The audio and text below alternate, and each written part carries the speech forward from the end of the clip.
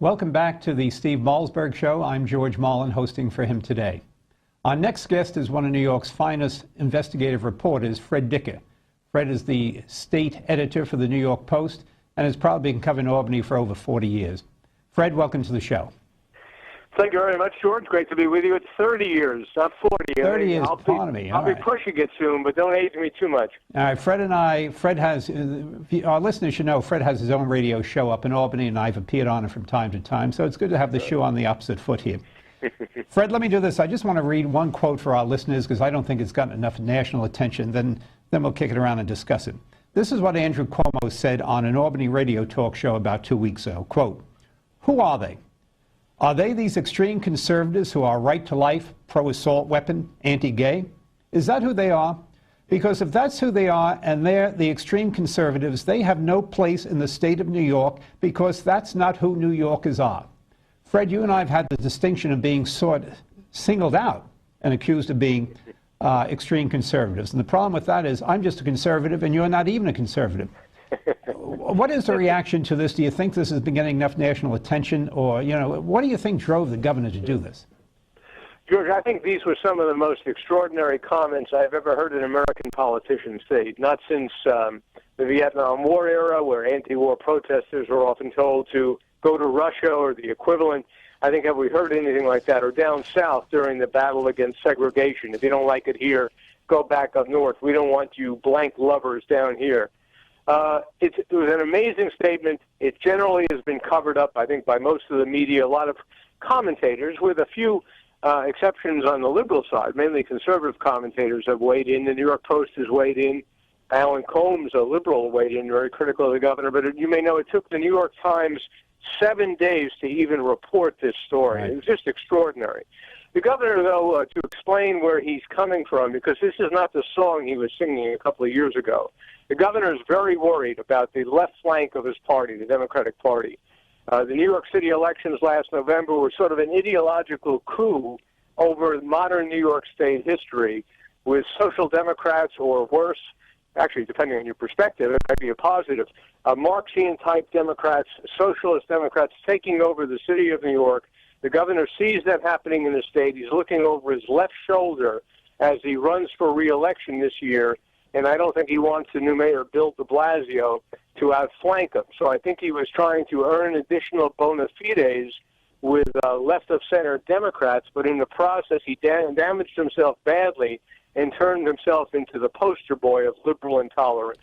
So do you think he's turning into what the liberal historian Richard Hofstadter, who taught at Columbia University many times, won the Pulitzer Prize twice, he described liberals, as many of them, as totalitarian liberals, people who employ illiberal means to achieve so-called liberal reforms.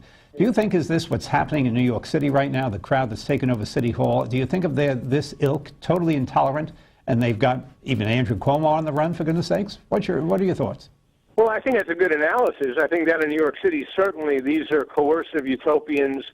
These are people who want to, and they're open about it. Mayor de Blasio want to confiscate the wealth of the wealthy and give it to people who happen to be in the public employee unions who elected de Blasio mayor. I think the governor's more reluctant. I think he more has his finger up in the wind than he does have kind of an ideological bent. And he's very worried about what's happened within his Democratic Party in terms of himself and his own future. That's why he won't give the go-ahead, for instance, to hydrofracking for natural gas in the southern tier, where you have billions of dollars in wealth, but those people there happen to be generally Republicans, upstate people with not a lot of clout, whereas he's under pressure from the Democratic Party's left to go on the side of the radical environmentalists. So I think he's thinking of his possible presidential future in 2016 or 2020. He's thinking of the people who kind of brought him to the party now, his own Democratic Party, and he's worried that the New York City Democrats, which are now the most radical in the nation, are predominant in his state. Well, do you also think, since he's dismissing huge blocks of voters, in the state of New York, there are still a lot of Republican conservative legislators that get elected all over the state. Long Island has a Republican county executive who's elected with the conservative line.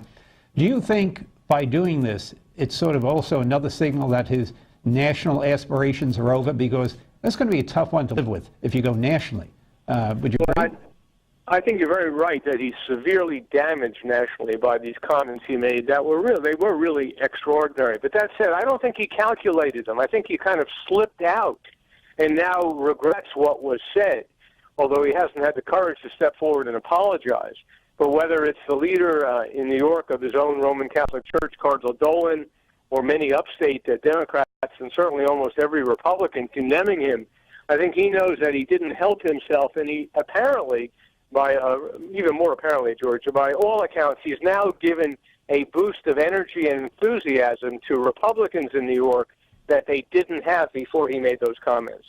Well, I spoke at the Conservative Party's conference this weekend, and every speaker, including myself, brought up that we are no longer wanted in the state, and I made a theme of it in my state. So I agree with you. I saw a lot of enthusiasm on part of the conservatives, who have been a sort of depressed crowd in recent years as we watched New York get bluer and bluer.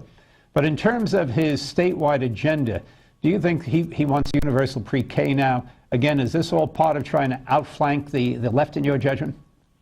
Well, a universal pre-K clearly is designed to try to outflank Bill de Blasio, but the problem for him is he's running for re-election this year as a kind of moderate Democrat talking about the need to improve the business climate and lower taxes, yet he's trying to head off a mayor who wants to raise taxes and gives no indication of caring about the business climate whatsoever. And from Albany's point of view, the state capital's point of view, Bill de Blasio's hostility to the private sector and desire to raise taxes is the dominant perception or the dominant mindset. So Cuomo finds himself out of sync with his own party at the state capitol, and to the extent he has any allies at all, it's a very weak Republican, narrow ruling group within the Senate that's formed a coalition with a handful of Democrats. They're the only ones who appear to be endorsing Andrew Cuomo's agenda, who have any power. That appears to be Fred. Fred, I want to thank you for joining our show today. This is Fred Dicker joining us from Albany. He's the state editor of the New York Post. Fred, thanks so much. My pleasure, George. Be well. Thank you. That wraps up our show for today. I had a good time hosting for Steve Malzberg. I hope you had